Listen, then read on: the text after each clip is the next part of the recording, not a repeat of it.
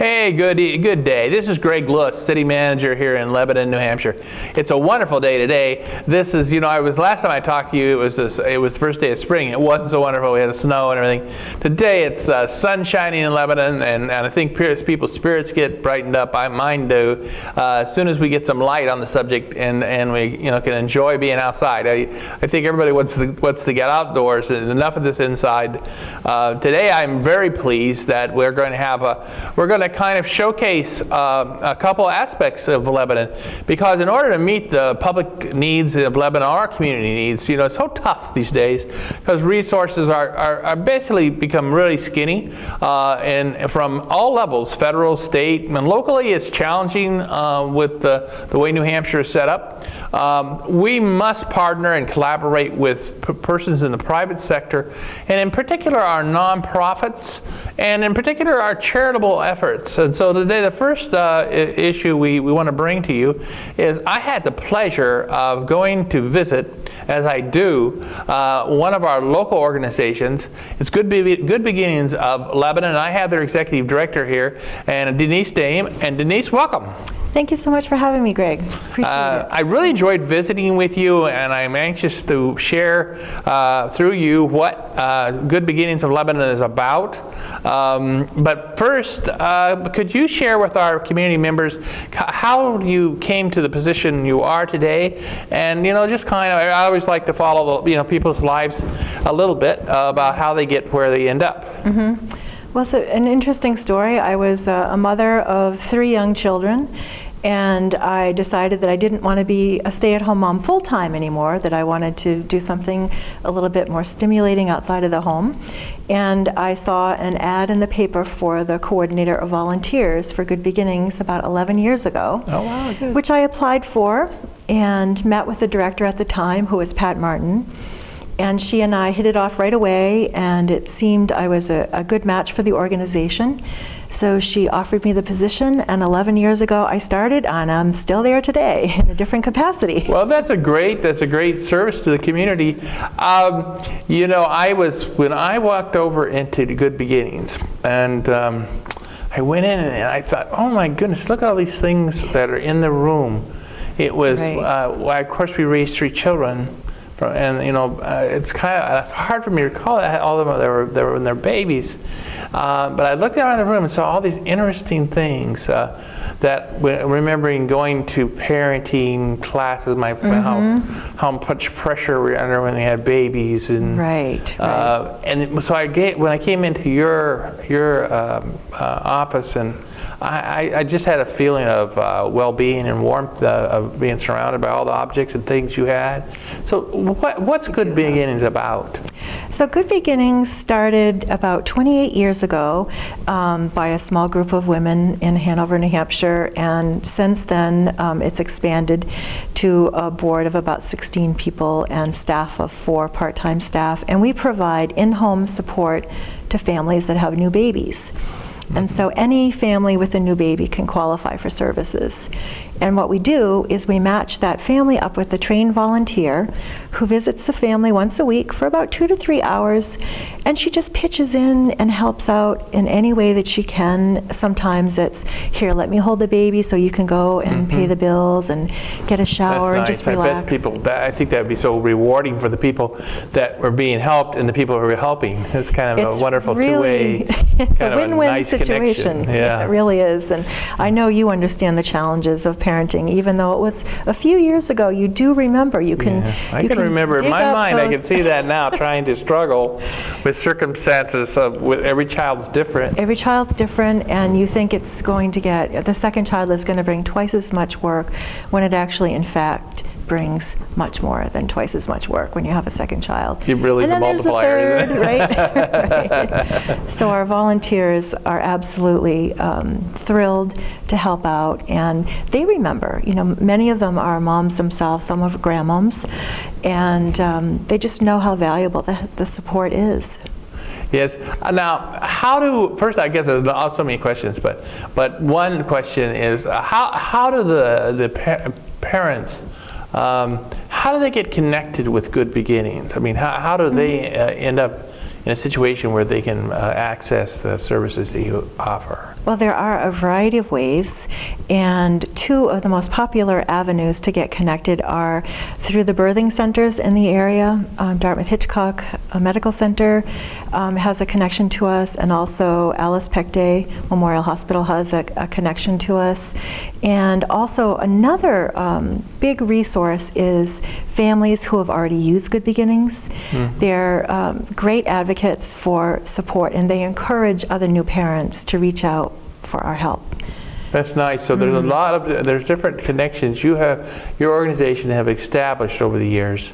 Yes. That where you know, to help facilitate people when they're thinking about how to go into the situation of parenthood, and they're at that stages of that, and they could have a path that they can choose to pursue. Right. And plus, you have your advocates from alumni who have been in participating. Very strong advocates. I'm sure that must build the good feelings on their part about, oh, I went through this experience, I'd like to share a good experience, because I think most of us like to share a good experience, and also they understand, having become parents already, how challenging it might be, even if you don't think it's going to be challenging. You're definitely going to be exhausted. That's a given.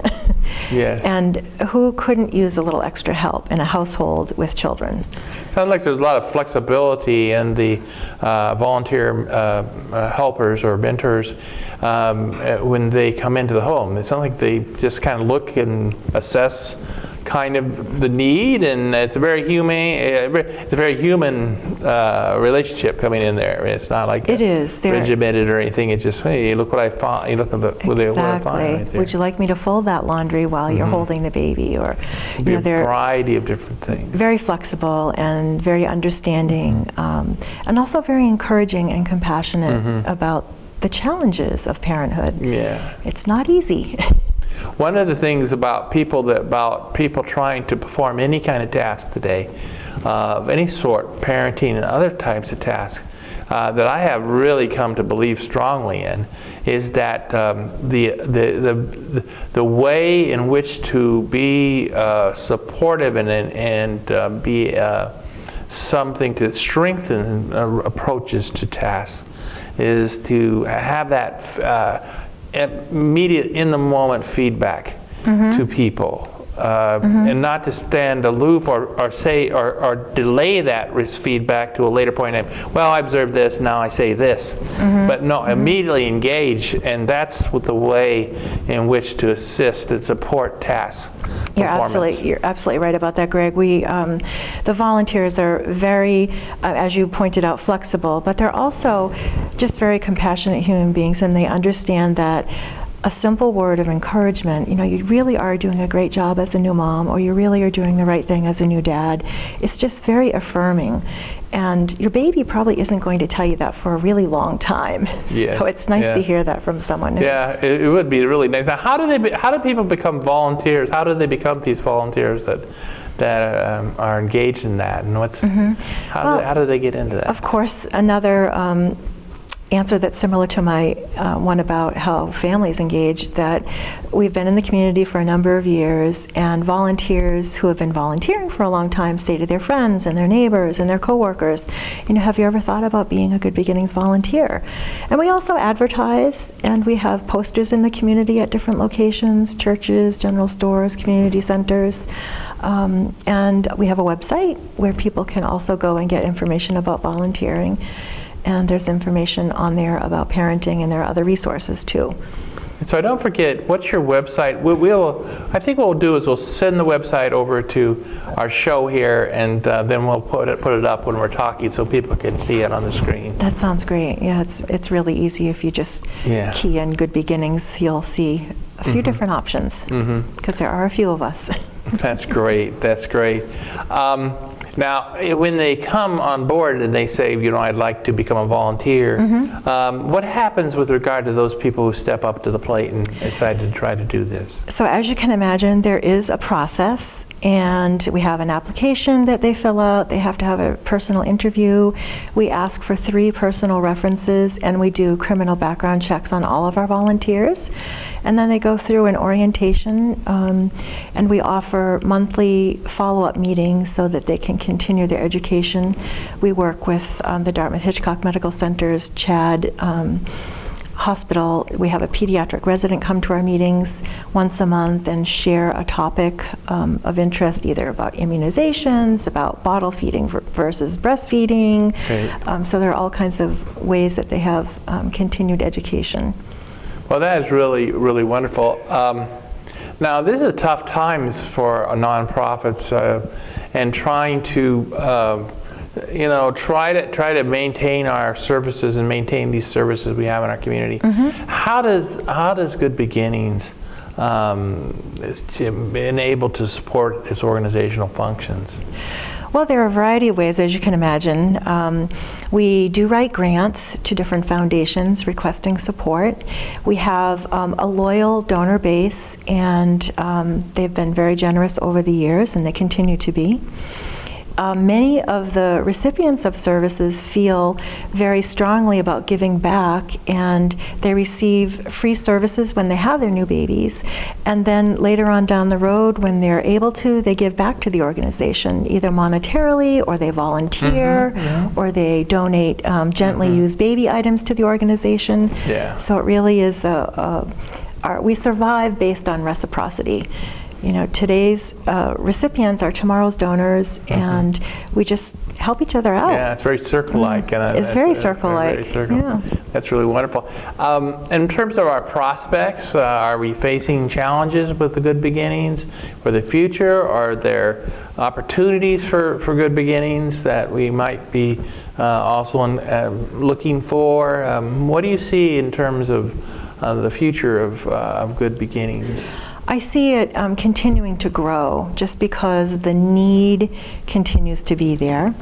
One other thing I would point out is that we could not possibly operate without having collaborative partners in the community. We work with a lot of other Upper Valley nonprofits that help provide different services to the families that need different services than what we can provide. So we certainly work in collaboration with other nonprofits as well. And I do see it growing. I don't see childbirth ending anytime soon. I don't see families stopping their desire for families. I mean, I think it's such a wonderful program, and I'm so thankful when you contacted me and let me know about Good Beginnings, and then we had the chance to get together and be at your place. How can, so you mentioned a number of avenues in which people could be helpful and supportive. Maybe we should go back and summarize. We have a few minutes left in our segment. Sure. Of how people can get involved to be supportive of, and so make sure we covered our bases. Right. There are a variety of ways. Actually, we're launching our annual campaign as we speak, actually. Oh, very good. We will be sending out our solicitations, but also people who are interested in volunteering can either call the office directly or go to the website. People who are interested in donating can go to the website or write a check and stick it in the mail, give us a call. We can take a credit card over the phone. And families who are interested in receiving services, of course, can call anytime or send an email and get connected with us. That's really marvelous. Everyone that's listening, I encourage you to become involved. Take this as another example. There's so many opportunities for involvement in the community, and we each of us decide and make choices. But Good Beginnings has been very impressive, and I think that one of my things I think about. Sometimes as city manager, I encounter difficult situations. I can imagine. And what I try to do, some person in some session I had up in the woods said that I should perceive people as babies. Interesting. That instead of seeing people as they are today, because each of us, all of us have gone through a lot in our lives as we get older and we've experienced a lot. But remember that we're all begin as babies. And what Good Beginnings is doing, they're good beginnings. That word good beginnings is because that's where the baby is. The baby, when we start out, we don't start out with some of these things that we end up with. And so if we have a good start, a good beginning with our babies, that's very critical. And I think there's all kinds of things going on. There's, Denise, about babies and the good experience if we get good beginnings for the babies with their mothers and the babies. Want a good connection early on and have a good foundation so that you can grow and your brain can develop appropriately and that you can carry on and become a productive member of society and do well in school. So when we hope that you appreciate today. I really thank Denise, and I thank her organization. I thank all their volunteers, and I thank those who have chosen to participate as parents. That's really wonderful that they have made a choice like that. I encourage people to make choices where you don't have to feel alone in this world. We should be supportive of one another, and try. Anyone that can do anything to help Good Beginnings, please do so. Thanks. Thank you, Greg. I appreciate your time today, Denise. Nice to see you again. Good luck on the fund drive. Everyone should take that hint. There's an opportunity to give. Thank you very much, Greg. Hi again. This is Greg Lewis, your city manager. Our next area of we're going to inquire into is our United Way. In this case, Granite State United Way, and I have Suzanne Stofflet, interim president. Is it right, president? Is it president or executive director? Well, actually, I interim vice president. You have so many titles. I have a brand new title. Do you have a new title? What's your latest title, Suzanne? My latest title is Senior Director of Regional Impact. Senior Director of Regional Impact. we have been on some panels together, and we've had a chance to just sit and just have a good personal visit too. So we kind of have some common ground in things that we think about and try to explore. And so we have known each other for a little while we've been here, both being here, and it's been good getting to know Suzanne. I'm a United Way supporter, of course, have been all my life, and it's usually through my employer. And I thought it would be very valuable to us as the theme of our community is to collaborate together, look at things both regionally and locally, but we know that we don't have enough resources to go around if we just relied on the public resources. So we have to rely on a combination of effort from the private for-profit area, from the private for nonprofit, and United Way has their I guess linkages in all those fields with all those sectors that we have. And Suzanne, could you share with the viewers today from our community a little bit about your background and how you are in your present role? Sure. I've been helping nonprofit organizations for more than 30 years here in the Upper Valley. And when I was preparing for this interview, I looked back. Most of the time I've been consultant with a few roles as an employee, but it warmed my heart to remember just how many Lebanon organizations that I've helped over those 30 years. For instance, I was the first development director and marketing director at Alice Peck Day Hospital. I worked a little bit helped Benta at Ava Gallery a little bit, and I had an office upstairs in the Ava Gallery for several years. I did quite a bit of consulting for Lebanon College and helped them with their first endowment campaign many years ago when Jan Chapman was the president. And then when they built the new CCB, of course, they had the funds to build the building, but I helped raise the money to furnish the Carter Community Building. And I worked with Carol Dustin at the Grafton County Senior Center, helped with Hannah House in the beginning, Headrest, and then for those of you old timers, I helped with UDS, the United Developmental Services, when that was here in Lebanon. So I live in Norwich, but Lebanon is like a second home to me. That's nice. Well, we're pleased to have you here with us today. We're pleased to have the United Way here. And I know today our object is we want to do a number of things. We want to kind of bring people up to speed about the current activities of the United Way within Upper Valley, but in particular within Lebanon, and how the operations are going for United Way. Well, we've just come off a very successful campaign, and I just really need to thank everybody out there who's watching, who may have helped us by contributing your dollars. All those donations put together give us a large pot of money to work with to better the lives of your neighbors. So first of all, thank you for that. That's terrific. Yep. And right now we're absolutely in the middle of trying to figure out how to give that money away. Actually, literally as we speak, our grant review teams are meeting, and they very carefully, it's all volunteer based, all volunteers, it's only your community neighbors who make the decisions of where to give the money, and they review the grant applications, and they meet with the organizations who apply, and then they sharpen their pencils and decide how to distribute the funds, which are never quite equal to the amount of requests.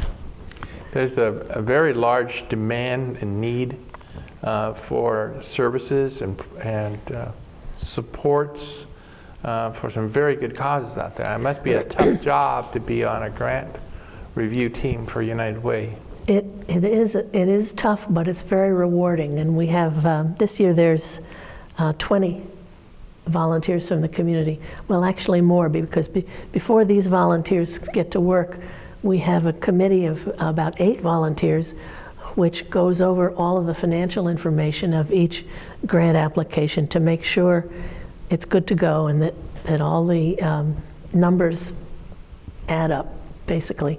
Then it goes to the grant review committee, and they do the rest of the work of the content and interviewing. This year there's 37 different organizations applied for 51 different programs. Wow, wow. That's and I suppose the diversity among those programs is pretty wide. It is. We divide them into 3 categories: income, education, and health. So there's 3 grant review teams that work on that. But yeah, it's huge. But everything points toward making the quality of life better for people in the Upper Valley. And the United Way's operations is so I get the impressions it's a cyclical type of operation where there's certain times here, certain things are happening. Yes. Something is happening, then it goes around. It's kind of like plan, do, evaluate, yes. Go back around yes. again. Big cycles and circles. Over there. So. Are the activities today, are we seeing changes? And I mean, I've been trying to in the city try to look at a 3-year pilot. Yeah.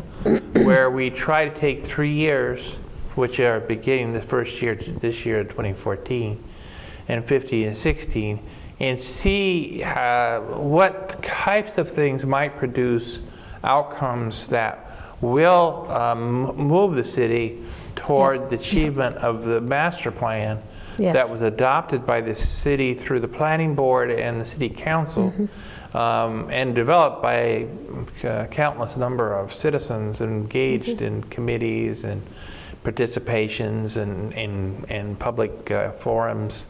And that is a 2030 plan, so it is it's tough to plan 30, out to 2030 in the environment we live in. And so we're trying to pick the 3-year window of saying, let's see what we could do we try to pilot some things that we have some basics we got to do all the time, which are generally infrastructure, public safety, and then we have to make sure the financial house is in order. And all that has a lot of it that's how well we plan, how well we communicate, how well we perform, and how well we listen, and how much and more involvement do we have from citizens. How is United Way facing these turbulent times in terms of its planning approach? Well, I could just easily say it's the same. We're thinking of moving. It's very important to everybody at United Way, all the staff. It is not our money. This money comes from the community, and it needs to go back into the community, and we need to be scrupulous in the way it gets distributed. And that's why it's never staff that makes any kind of decisions on that. We're just there to support the volunteers who make the decisions. One of the things we're working toward is having you were talking about a 3-year cycle. We're thinking about moving to a 3-year cycle for our grants. This would help the nonprofits because they would only have to apply once every 3 years instead of every year, and that would be, I mean, they would be responsible for supplying us data so that we could judge whether they are achieving the goals that they've told us they want to achieve. I think it's interesting. That's the same. One of our rationales about the 3 was to do that as well, because most of the things that we're trying to affect and influence they aren't the kind of things that well, this is a short-term fix. It's been historically in our world, it's been a long time coming to where we're at today, and it's a long time going to the future. And so if we're going to influence to a positive direction, say engaging citizens, the idea of total citizen involvement, such as you're talking about having them on the grant teams, that they're really, I think you and I, in our way we're trying to approach this as we represent people like us, is not that we'd like to have the community in which we serve to become the definitional thing for what the outcomes are. Yeah, definitely. What are the policies, the guides seeking to obtain those outcomes?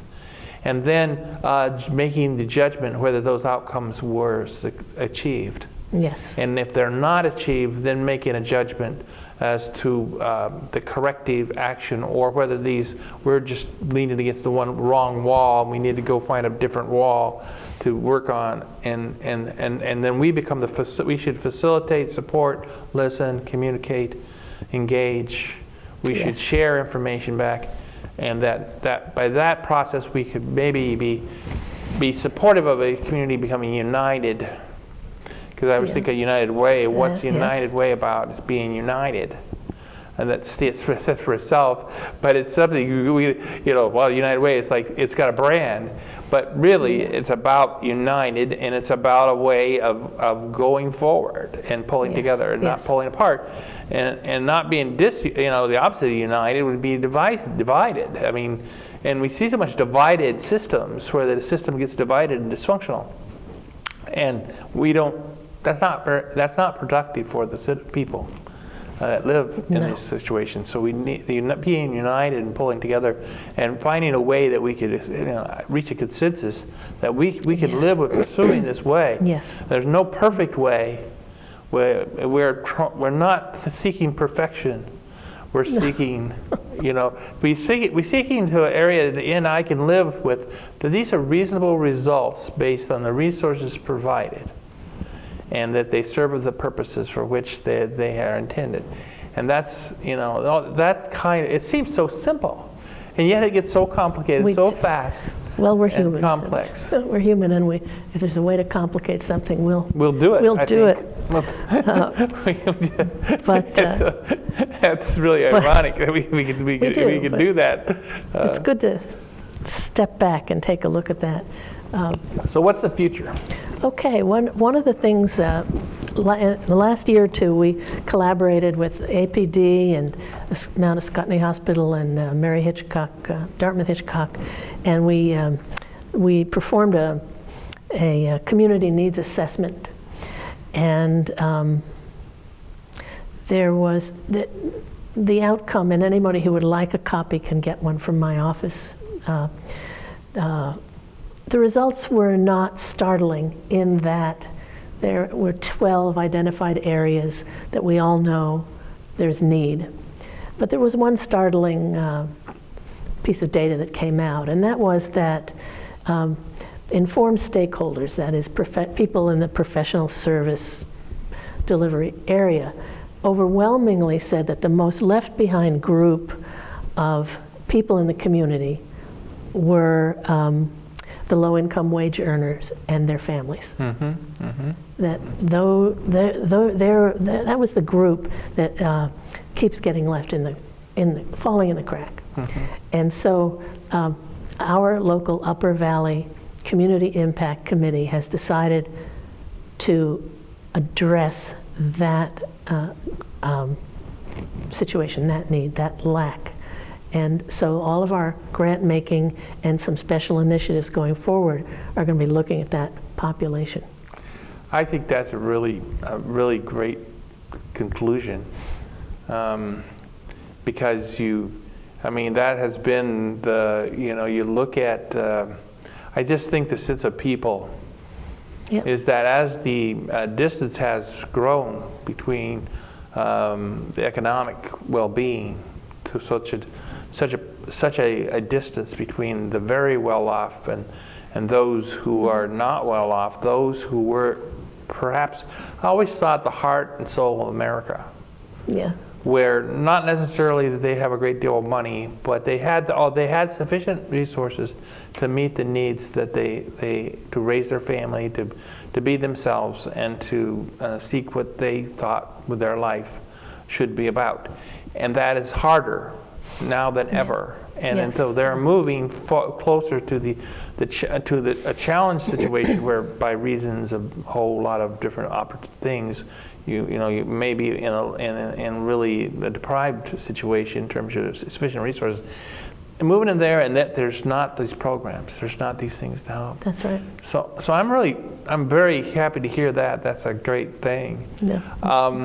As we close in our last minute or so, for those of us who already are helping United Way, is there something more that can be done for those who haven't, decided yet to look at the United Way as an opportunity? What are the opportunities? How can people get involved with United Way?